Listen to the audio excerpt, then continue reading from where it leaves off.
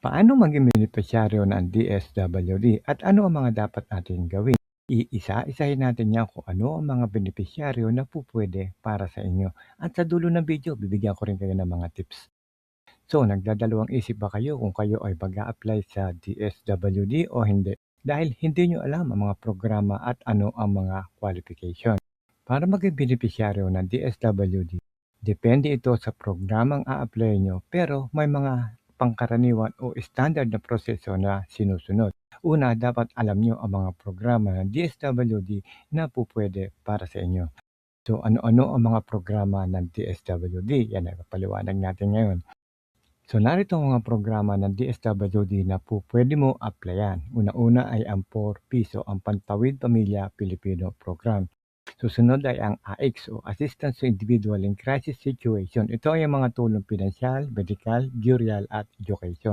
Social pension para sa mga mahihirap natin mga senior citizen. Tulong para sa PWD at disaster assistance kapag may mga kalamidad. So ano ang mga requirements para sa 4Ps? Isa-isahin na natin yan. 4Ps muna tayo.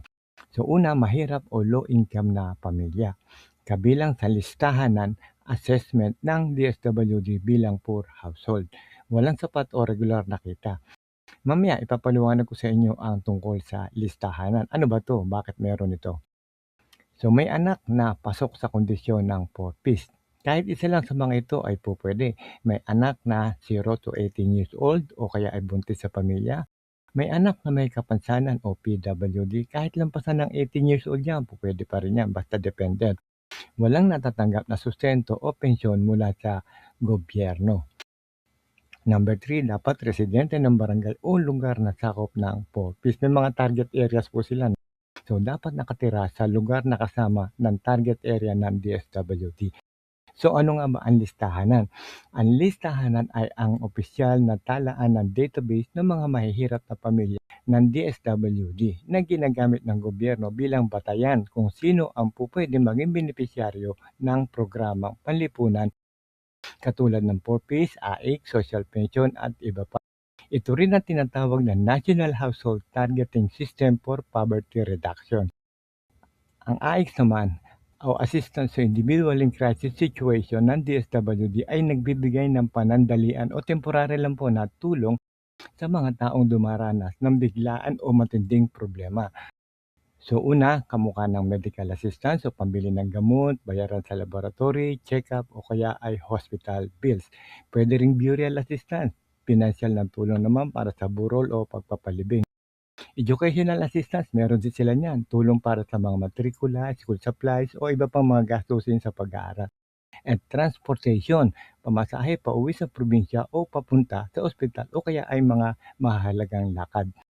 Food assistance, nagbibigay din sila niyan, pagkain o food packs para sa pamilya na nasa krisis. Cash assistance din at limitadong cash aid depende yan sa sitwasyon o assessment ng DSWD. So, susunod, tiyakin na pasok ka sa mga qualification. So, ano-ano to? Dapat ikaw ay isang mahirap o low income ang pamilya, may valid na ID, may patunay na pangangailangan kamukha ng mga medical, abstract. Para naman sa mga social pension sa mga senior citizen, ito take note, 60 years old pataas, indigent o mahirap, walang tinatanggap na pensyon, walang permanenteng kita o regular na suporta. So susunod, magpunta sa tamang opisina. Unang-una, pwede sa barangay hall, unang hakbang, lalo na sa mga 4Ps. Pwede rin sa City Municipal Social Welfare and Development Office o kaya ay sa DSWD mismo sa mga field offices na sakop sa inyong lugar. So susunod, magpasa ng mga kinakailangan dokumento. So maaaring hingin sa inyo, unang-una, barangay certificate, certificate of indigency, valid ID, birth certificate kung kinakailangan at mga medical documents kung kayo ang mag-a-apply ng medical assistance. Susunod ay sumailalim sa assessment. So i-interviewin kayo ng social worker kung kayo ay qualified. Titingnan kung kwalipikado kayo sa tulong o programa ng DSWD. So mahalagang paalala, libre po ang pag-a-apply. Wala po kayong babayaran. Mag-ingat din kayo sa mga pikse, sa mga humihingi ng bayad. Mas mainam na personal kang magtanong o pumunta sa inyong barangay.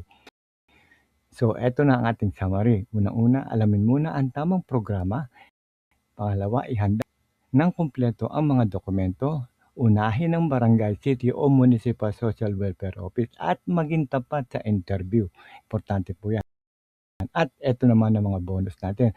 Magsuot ng disenteng damit. Hindi naman yung maganda, basta disente, malinis. Magdala ng ballpen, i-check ang DSWD Facebook para sa inyong region, para sa schedule at anunsyo. So kanya-kanyang lugar po yan, depende po yan sa inyong lokasyon. May kanya-kanyang Facebook po ang bawat region o bawat location sa bawat lugar. So i-check nyo kung saan kayo nasasakop. So hanggang dito na lamang at sana ay nakatulong po muli kami sa inyo. Huwag nyo lang po kakalimutan na mag-like, comment at share nyo na rin ang magandang balita na to. At maraming salamat po at huwag nyo lang kalimutan mag-subscribe sa ating channel.